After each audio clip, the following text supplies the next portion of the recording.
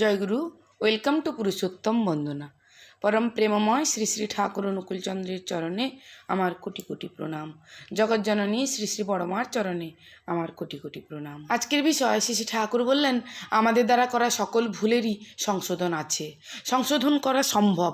মানে আমরা চেষ্টা করলেই সকল ভুলের সংশোধন করে নিতে পারি, কিন্তু একটি ভুলের সংশোধন করা অসম্ভব, সম্ভবই নয়।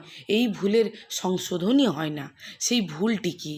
যে ভুলটি আজকাল প্রায়ই হচ্ছে, এই বিষয়ে ঠাকুরের বলা বিশেষ কিছু কথা আজ আমি এই ভিডিওর মাধ্যমে আপনাদের সামনে তুলে ধরব। এই ভিডিওটি বাবা মায়েদের জন্য এবং তাদের সন্তানের জন্য, বিশেষ করে সন্তানের বিবাহ, সন্তানের বিয়ের বিষয়ে। আজকের বিষয়টি খুবই গুরুত্বপূর্ণ। শেষ পর্যন্ত না দেখলে এই বিষয়ে জানতে পারবেন না। তাই আপনাদের কাছে আমার একটাই অনুরোধ, আপনারা ভিডিওটা সম্পূর্ণ শেষ পর্যন্ত অবশ্যই দেখবেন। একটি ছোট্ট ঘটনা দিয়ে আজকের ভিডিওটি শুরু করব। শ্রী শ্রী ঠাকুর বসে আছেন, বিভিন্ন বিষয়ে কথা হচ্ছে। এমন সময় দুজন দাদা ঝগড়া করতে করতে বিচার প্রার্থী হয়ে শ্রী শ্রী ঠাকুরের কাছে এসে হাজির হলেন। শ্রী শ্রী ঠাকুর প্রথমে পরস্পরের অনুযোগ শুনলেন, অভিযোগ শুনলেন, তারপর বললেন, আচ্ছা ভেবে দেখ তো, ব্যক্তিগতভাবে তোদের কার কি ভুল হয়েছে, আর সেইটের জন্য ব্যক্তিগতভাবে তোদের কার কি প্রায়শ্চিত্ত করা উচিত। শ্রী শ্রী ঠাকুরের কথা শুনে উভয়ই গাঁইগুঁই করতে লাগলেন।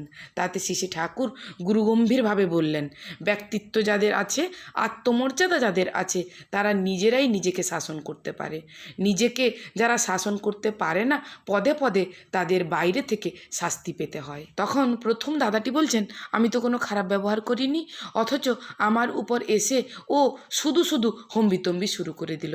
আমি যত ভালোভাবে বলি ও তত হম্বিতম্বি করে, ভয় দেখায়, যা তা গালাগালি দেয়। আমি তার কি করব? ঠাকুর, সত্যিই আমি বুঝতে পারছি না আমার দোষ কোথায়। আমার দোষ থাকলে এবং তা দেখতে পেলে আমি যথোচিত শাস্তি নিতে প্রস্তুত। শ্রী শ্রী ঠাকুর তখন বলছেন, তোর বলার কথার ভিতর দিয়েই তুই তো বলে দিচ্ছিস তোর দোষ কোথায়, অথচ দোষ কোথায় বুঝতে পারছিস না। শ্রী শ্রী ঠাকুর হেসে বললেন, তোর আরও পরাক্রমের সঙ্গে রুখে দাঁড়ানো উচিত ছিল। এত কথার ভিতরে না গিয়ে গম্ভীর হয়ে থাকা তোর উচিত ছিল, তাহলে ও সাহসই পেত না। পরাক্রম না থাকাটাও একটা দোষ। তখন শ্রী শ্রী ঠাকুর আরেকজন যে দাদা ছিলেন তাকে জিজ্ঞেস করছেন, তোর কি দোষ হয়েছে বলতো? তখন ওই দাদাটি বলছেন, সত্যিই ঠাকুর, ও কোনো দোষ করেনি, ওর কোনো দোষ ছিল না, ওকে চটাতে খুব ভালো লাগে তাই চটাচ্ছিলাম। শ্রী শ্রী ঠাকুর তখন বলছেন, উভয়ের ভালো লাগে যাতে ঠাট্টাই আর কি সেইভাবে করতে হয়। একটা সীমারেখা সবসময় থাকা উচিত, সেই সীমারেখাকে লঙ্ঘন করতে নেই। তখন শ্রী শ্রী ঠাকুর বলছেন ওই দাদাটিকে, যা এবার ওকে খুশি করে দে। তখন পরস্পর দাদারা হাসি মুখে হাত ধরাধরি করে বেরিয়ে গেলেন মিষ্টি দোকানের দিকে। শ্রী শ্রী ঠাকুর বলছেন, মানুষ ভুল করে, কিন্তু ভুলটাকে শুধরেও নিতে পারে। এই দুই রকম ক্ষমতাই মানুষের আছে। তাই এত ভুল ত্রুটি সত্ত্বেও মানুষের জীবন এত মধুর। তবে বিয়ের ব্যাপারে ভুল হলে তার ফল বড় বেশি দূর গড়ায়। তাই বিয়ের ব্যাপারে যাতে ভুল না হয় সেদিকে তোমাদের বিশেষভাবে লক্ষ্য রাখা উচিত। তোমরা এইটুকু দেখবে যাতে বিয়েগুলি বিধিমাফিক হয়, একটাও প্রতিলোম বিয়ে যাতে না হতে পারে। মেয়েদেরও শিক্ষিত করে তুলতে হয়, কেমন করে বর নির্বাচন করতে হবে। বিয়ের আগে মেয়ের অভিভাবক ছেলের বংশ, গুণ, প্রকৃতি ইত্যাদি সম্পর্কে বিস্তারিত খবর নিয়ে যদি মেয়ের কাছে সে বিষয়ে গল্প করেন এবং মেয়ের মত নিয়ে তারপর যদি বিয়ে দেওয়া হয় তাতেই ভালো হয়। 5টা উপযুক্ত পাত্র থাকলে প্রত্যেকটির কথা মেয়েকে যথাযথভাবে বলা দরকার। তারপর মেয়ে যে পাত্রটিকে পছন্দ করবে সেই কাজের জন্যই চেষ্টা করা ভালো। মনে রাখতে হবে, বিয়ের ব্যাপারে মেয়ের শ্রদ্ধা একটা প্রধান জিনিস। বিয়ে থাওয়া যদি ঠিকমতো হয়, দাম্পত্য জীবন যদি সঙ্গতিপূর্ণ হয়, তাহলে পুরুষ নারী উভয়ে জীবনে একটা রস পায়, উৎসাহ পায়, সন্তানাদি ভালো হয়, বংশ পরম্পরায় সমাজ একটু একটু করে বেড়ে চলে। যেখানেই যাবে তোমরা সেখানেই এই বিষয় নিয়ে আলাপ আলোচনা করবে। আবার শ্রী ঠাকুর আলোচনা প্রসঙ্গে প্রথম খণ্ডে বলছেন, মেয়েরা সুপ্রজনন নীতিগুলি ভালো করে জানে কিনা জানি না। নারীর নীতি, নারীর পথে বইগুলি বোধ হয় সবাই ভালো করে পড়েনি, কিংবা জেনেও পালন করে না। মোট কথা, আমি যা বলেছি ততটুকু যদি করে, মাতা পিতা ও সন্তান সকলের ভালো হবেই। এবং তা সব দিক দিয়ে জাতির স্বাস্থ্য, আয়ু, ধী, কর্মশক্তি দেখতে দেখতে বেড়ে যাবে। বিয়েটা ঠিকমতো দেওয়া লাগে। বর হওয়া চাই সর্বাংশে শ্রেয়, বিশেষত বংশে। অনেকে এদিকে খেয়ালই দেয় না, তার ফল ভালো হয় না। বরের কুল কৃষ্টি ও প্রকৃতি কন্যার কুল কৃষ্টি ও প্রকৃতির পরিপূরণী হবে, আবার কন্যার কুল কৃষ্টি ও প্রকৃতি হবে বরের কুল কৃষ্টি ও প্রকৃতির পরিপোষণী। কন্যার কুল ও কন্যা নিজে ওই ছেলেকে পেয়ে নিজেদের ধন্য মনে করবে। এমনতর শ্রদ্ধাপ্লুত ভাব নিয়ে যে মেয়ে আসে, সে স্বামীর সংসারকে তার তীর্থক্ষেত্র মনে করে, উপযুক্ত সেবায় সকলকে নন্দিত করে, সার্থক হয়ে ওঠে। সংসারকে সে উপচে তোলে তার বুক ভরা প্রীতি ও প্রাণন পোষণী দক্ষতা দিয়ে। সে জানে মনজ্ঞ ব্যবহার কাকে বলে।